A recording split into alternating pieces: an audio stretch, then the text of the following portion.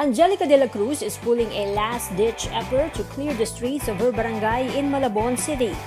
The actress is the barangay captain in Longos, Malabon.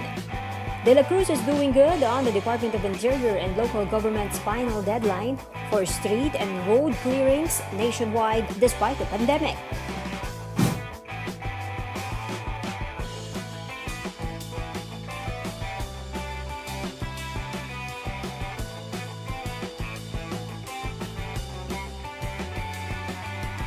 The politico would not let herself and their barangay fail, so she mounted a massive cleanup drive on the first month of 2021.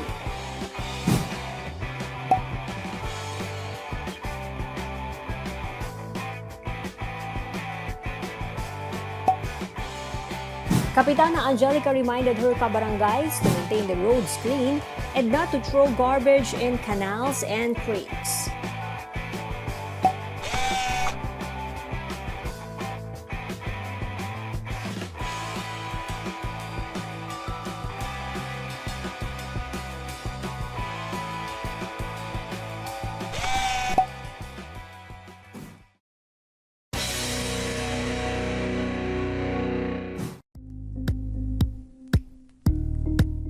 Thank you for watching Politico TV. Please like and subscribe to our channel for more videos.